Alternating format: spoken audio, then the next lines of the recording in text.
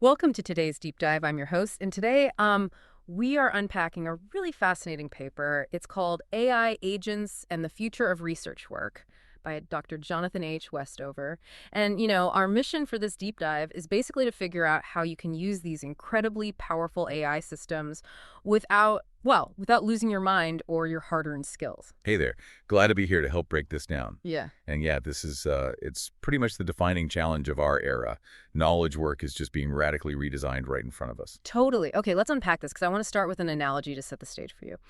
Using an AI agent right now, it isn't like upgrading from a whisk to a blender. It's honestly more like hiring a brilliant, lightning-fast private chef, which sounds amazing, right? Until you realize that if you don't watch them super closely, they might just, garnish your soup with bleach because they thought it added a fun pop of color. Right, yes. That perfectly captures the stakes here. We are exploring what researchers call the automation-augmentation paradox. We're moving away from these isolated tools that just do one thing and entering the era of integrated agents. Wait, so to really grasp the threat and the promise here, we need to define what's actually changed. Like, why is this different from, I don't know, a super fancy spell checker or a fast calculator? Well, a simple tool requires you to be the glue. You give an input, get an output. But Dr. Westover's paper identifies three major architectural changes that turn a tool into an agent. The first is persistent state and cross-stage orchestration. Cross-stage orchestration, so like it remembers what you're doing. Exactly. Think about how you used to work. You'd clean data in one app, run models in another, format citations somewhere else. Now, the agent remembers your context from the very first problem formulation, holds it in memory, and orchestrates the entire pipeline, all the way to submission. Oh, wow. So it's holding the whole project architecture in its head. Yeah, which leads to the second shift, which is environmental integration. They don't just live in a little browser tab anymore. They integrate into your computational space. They read your Zotero library, run your R scripts, interact with your files. Which is, incredibly powerful, but also terrifying if you think about the trust involved. And the third change. The third is specialist skills with domain knowledge. It's not just a text generator. You can equip an agent to know, say, 13 distinct causal identification strategies. It knows the math behind them, the diagnostic tests, how to write up the results for specific academic audiences. That is wild. You don't have to explain the math. It just already knows it. Right. What's fascinating here is how this completely shifts the human role. You aren't the creator doing the execution anymore. You are the orchestrator. You manage quality gates. It's led to this thing people are calling vibe researching. Vibe researching. I love that. You just described the general vibe of the project and delegate the tedious stuff. But let me push back for a second here. Isn't that ultimately a massive win? I mean, the paper mentions that Nguyen Zhang's study where ChatGPT gave a 40% time reduction and huge quality improvements for writing tasks. Doesn't this just make everyone a faster genius? A 40% speed boost is undeniably incredible. It really is. But it hides a very subtle trap. If you delegate everything, you lose the ability to spot when the AI is confidently wrong. The chef pouring bleach in the soup. Exactly. There's this famous management consulting study by Delacqua and colleagues. They gave consultants GPT-4. When tasks were inside the AI's capability frontier, performance shot up. But when tasks fell just outside that And frontier, the performance dropped. it plummeted below what they would have achieved with no AI at all. Oh, because they trusted it too much. Right. And this boundary is completely invisible. It's unpredictable. They call it the jagged technological frontier. Here's where it gets really interesting, because I think everyone listening can relate to this. Think about GPS. If you use it every day to get around your own neighborhood, your internal sense of direction just completely atrophies. You get lost without your phone. But here, the stakes are, publishing fabricated data. How do you verify a complex statistical model if you haven't built one from scratch in years? If we connect this to the bigger picture, you're talking about the verification gap. It's a core paradox. Delegating frees up time for high-level thinking, sure. But your capacity to verify absolutely depends on your production competence. If you stop doing the gritty work, your brain literally atrophies. That is so unsettling. And it brings us to the systemic issues. Because this de-skilling isn't just hurting senior professionals who get a bit lazy. It's completely breaking the apprenticeship system and dividing the research world. Yeah, it's creating an AI productivity premium. Haves and have-nots. The paper outlines 4 stratification risks. The first one is economic access. Right, and let's clarify that because $20 a month for an AI subscription sounds cheap. But we aren't just talking about a chat box here. No, we're talking about API costs. When an agent does vibe researching, it breaks a goal into 50 subtasks. It searches, reads 30 PDFs, writes code, fixes its own errors. That looping can cost $5 to $15 in raw compute power per run. Per run. Oh, wow. Yeah, so if you do that multiple times a day, it's a massive barrier for under-resourced institutions. The second risk is language and cultural bias. These frontier models are trained mostly on English, Global North Internet data. So if you're researching something specific to the Global South... The AI mechanically struggles. It gives lower quality guidance because it just lacks those neural pathways. Right. And the third and fourth risks. Third is technical skill barriers. You still need systems architecture knowledge to run complex agents. And fourth, this is a big one, methodological fit. Because AI is basically just a giant math engine? Exactly. It's calibrated for quantitative data. If you're doing qualitative, interpretive, ethnographic work, reading subtle human nuance, the AI is way less helpful. So why should you, the listener, care about all this? Well, because the people designing our future might just be, de-skilled button pushers who happen to have huge budgets, speak English, and only focus on quantitative data. But wait, what about institutional help, like the NSF AI institutes mentioned in the paper? The NSF is trying to provide shared resources, which is great, but it doesn't solve the geographic concentration or those methodological biases. And actually, the most alarming part here is what Ferdman calls the pedagogical crisis. He calls modern labs capacity-hostile environments, right? What does that actually mean? It means the apprenticeship model of grad school is breaking. Yeah. Historically, you learned what good research looks like by doing awful grunt work for a mentor.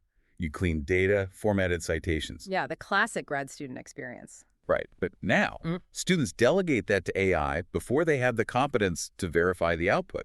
They skip the foundational steps. And institutions let them because it's cheaper. Because why pay a grad student a stipend to do a lit review for a month when an AI does it in 3 hours for $12? Exactly. Brynjolfsson's study highlights a 16% relative employment decline among young workers, ages 22 to 25, in these automatable roles. This raises an important question. How do we train anyone to be an expert when the foundational execution tasks are cheaper to outsource? If you don't pour the concrete foundation, you can't oversee the skyscraper. You literally don't know what you're looking at. Precisely. Okay, so the sky is falling, our brains are atrophying, we can't navigate without GTS, grad students are unemployed, and the robots are making up data. But there is a playbook, right? Institutions are fighting back against this de-skilling. Yes, there are real evidence-based organizational solutions. You can't just ban AI, but you can't blindly trust it. So organizations are doing task mapping based on 2 dimensions, codifiability and tacit knowledge requirement. Okay, let's break that down. Codifiability is like, can this task be broken into explicit rules, right? Like math. Right, and tacit knowledge requirement is, does this require deep, unspoken field experience? Got it. So if we map those, we get 4 quadrants. Quadrant 1 is the execution zone, high codifiability, low tacit knowledge. Think formatting references into APA style. So the rule there is just delegate it completely, let the AI do it. Yep, save your time. Quadrant 2 is the scaffolding zone, high codifiability but moderate tacit knowledge, like drafting a standard methods section. The AI provides a template, but the human edits it based on project context. Makes sense. Quadrant 3 gets harder. The judgment zone.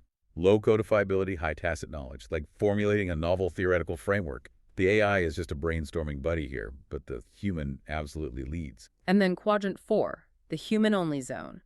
0 codifiability, extreme tacit knowledge.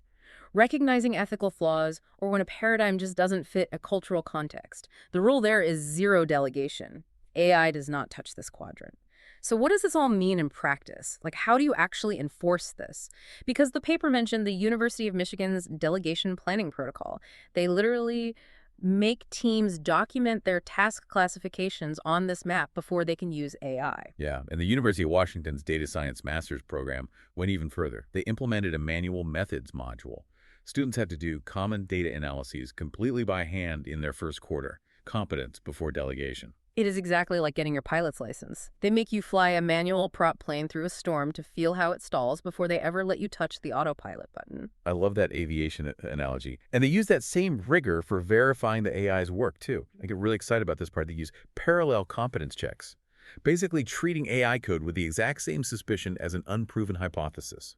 You have to explain the multi-tier citation verification, because this blew my mind. We know LLMs hallucinate, but why citations? Well, an LLM is a probabilistic engine. It's just predicting the next word. Autocomplete on steroids. So it doesn't look up a database. It invents text that looks exactly like a citation. Real journal, plausible author, but completely fake. Which is terrifying. So the protocol requires a 5-tier check. First, verify against the user's local Zotero library. That's ground truth. If it's not there, check the Crossref API for a DOI. Then Semantic Scholar. Then OpenAlex. And web search is only the absolute last resort, right? Right, and it requires a human to manually click the link.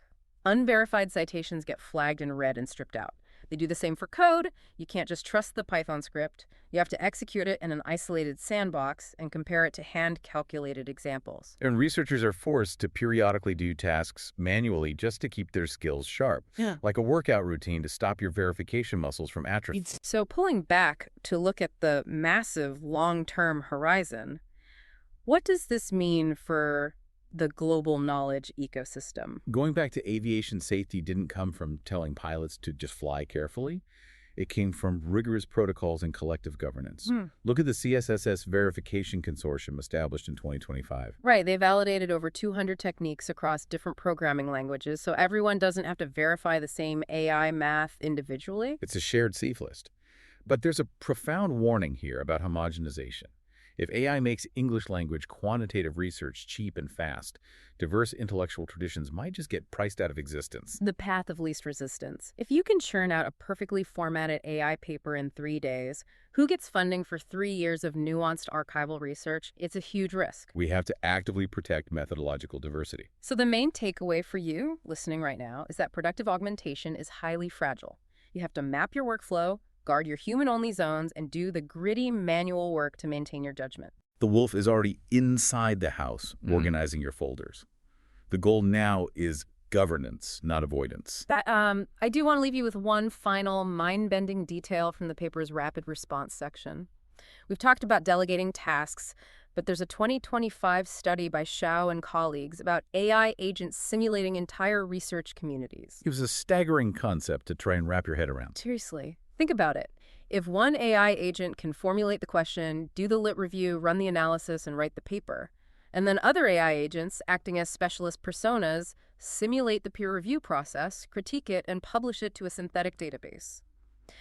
Are we rapidly approaching a future where human beings are completely locked out of the knowledge creation loop entirely?